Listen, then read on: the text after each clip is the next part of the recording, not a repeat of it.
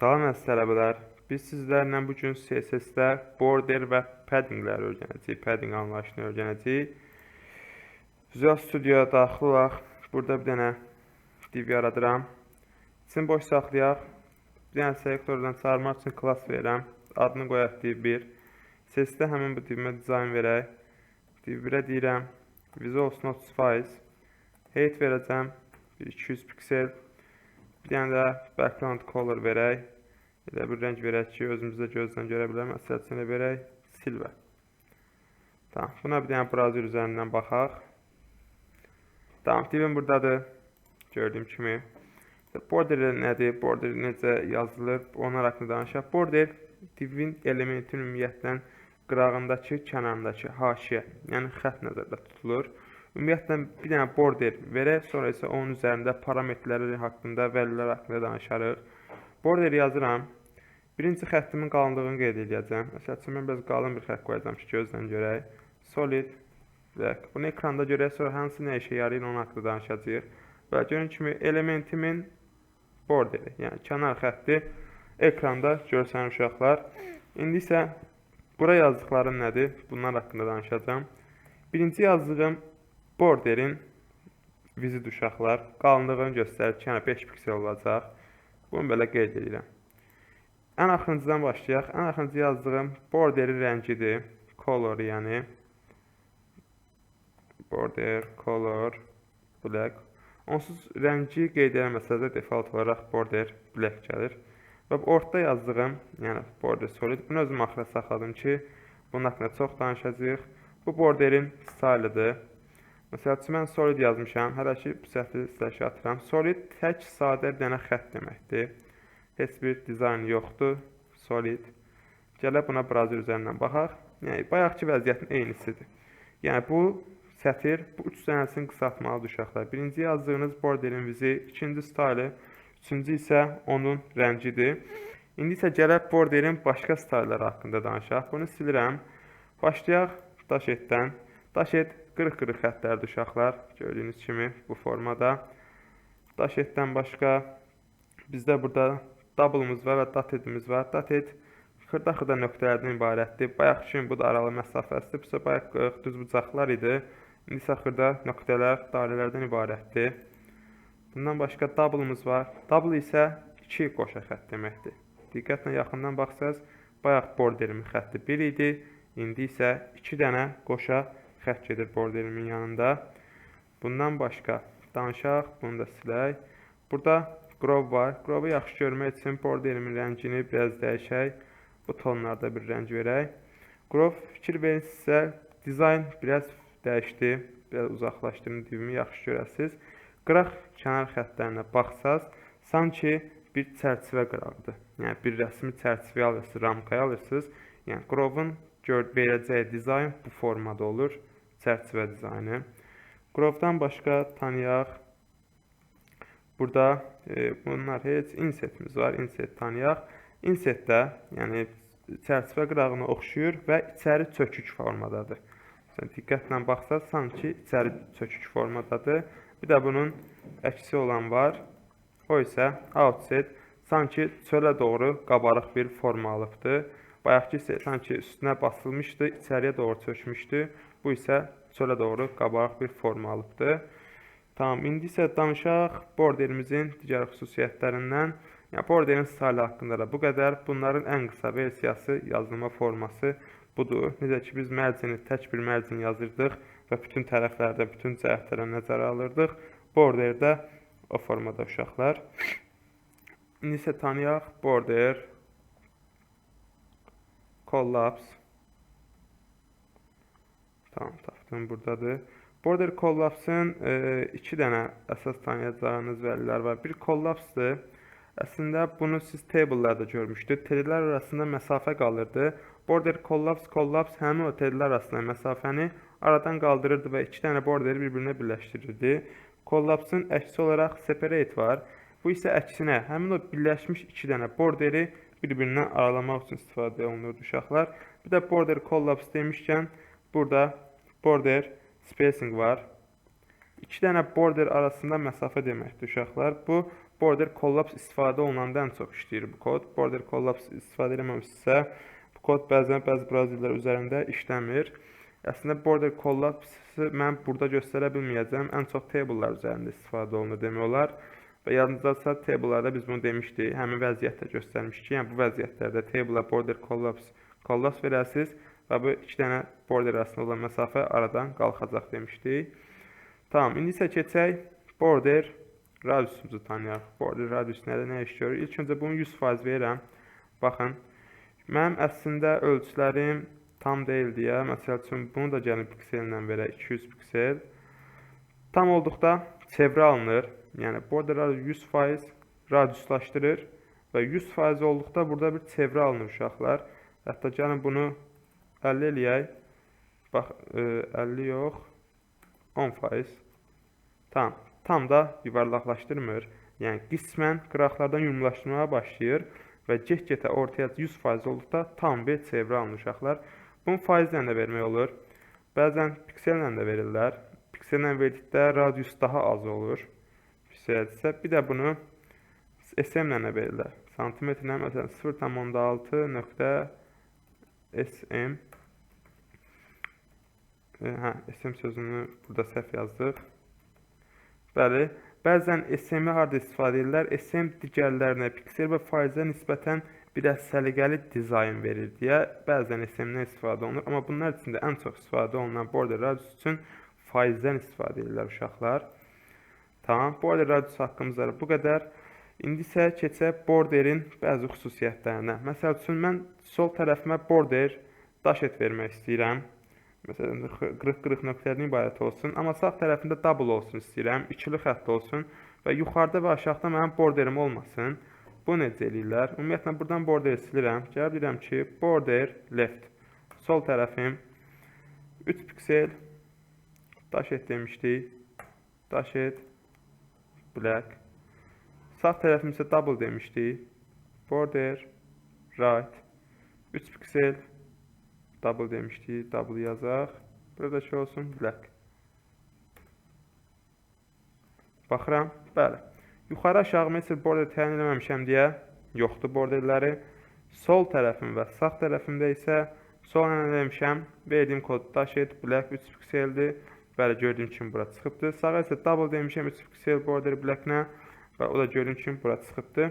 Yəni istədiyiniz mövqeyinə bu formada siz müraciət eləyib, yəni o tərəfinə borderinə müraciət edib o tərəfinə dizayn verə bilərsiniz elementinizin həmin istiqamətinə. Bir də bunun belə bir versiyası da var. Gəlin əvvəlki versiyaya qaytaraq. Verək ki, border biz verək 5 piksel.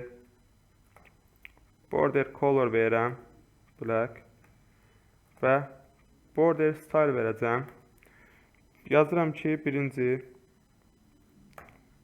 dotted, ikinci double, üçüncü olsun dashet, ən axırıncı olsun solid.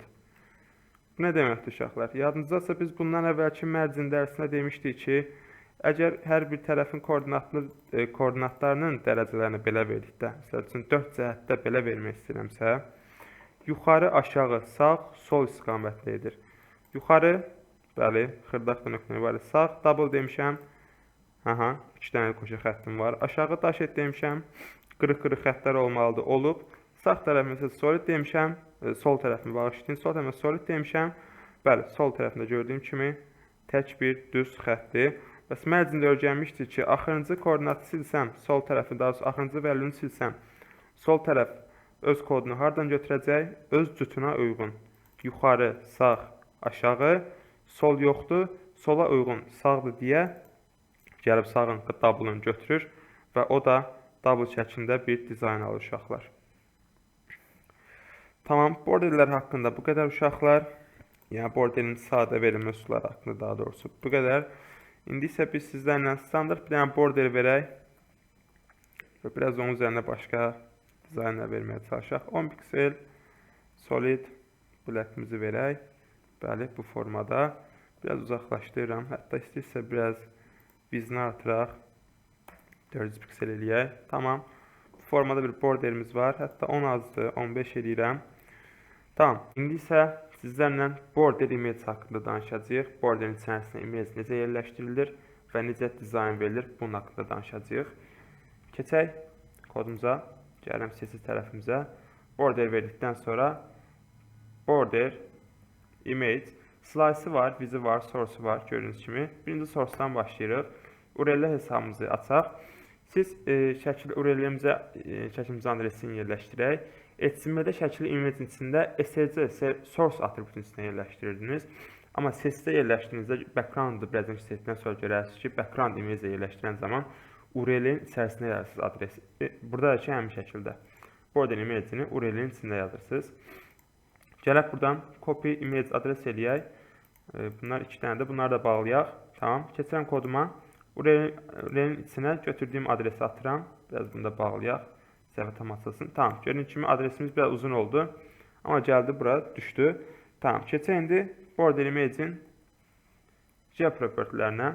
Border image, burada repeat var, slice var, viz var. Viz nədir? Viz vasitəsilə şəklinizə siz hündürlüyü verə bilərsiniz. Məsəl üçün viz ölçü verə bilərsiniz. Şəklin bir dəqiqə hal-hazırda buradadır. Biraz yaxınlaşıram, yaxından görəsiniz.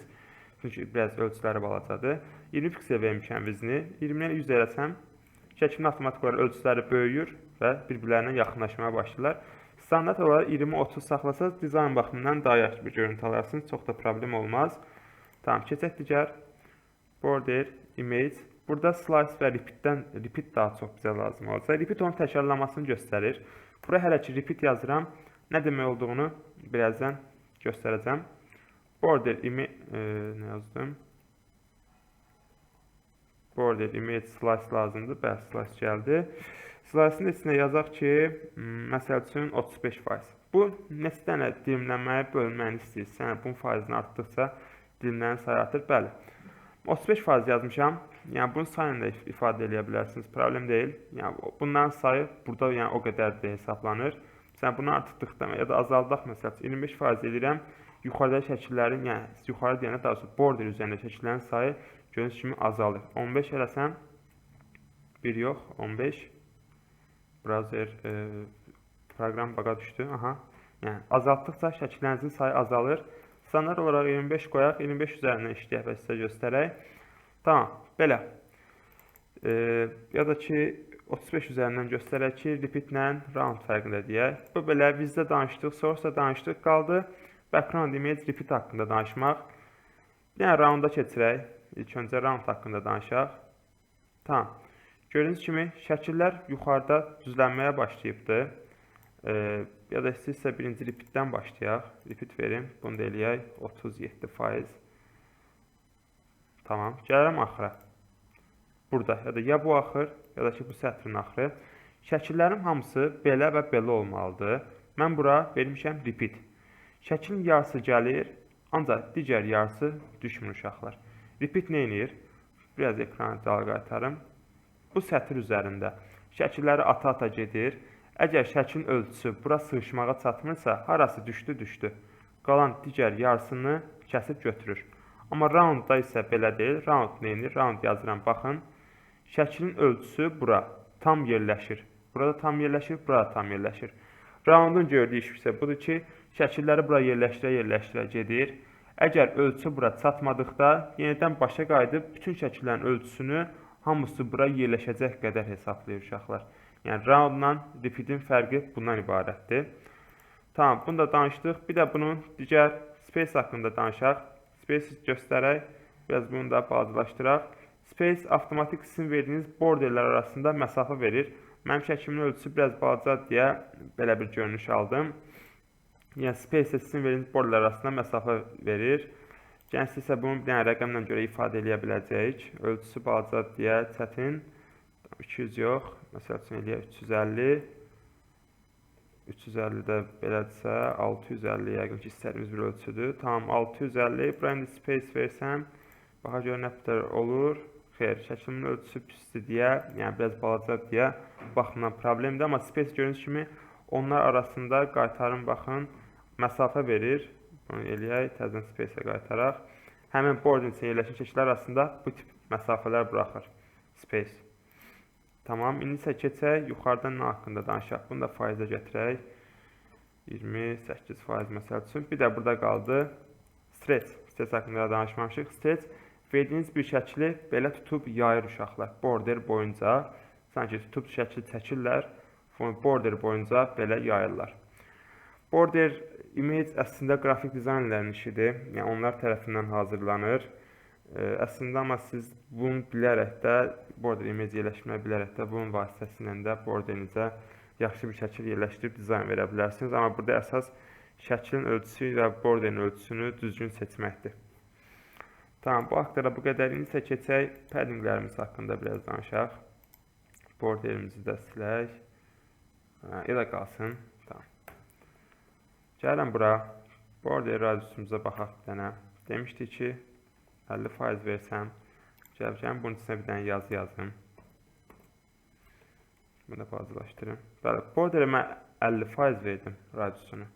Və avtomatik bu yazım bu divimdən çöldə qaldı. Niyə? Radius verdiyim tərəflər yumrulaşır və bu yazım çöldə qalmağa başladı burada.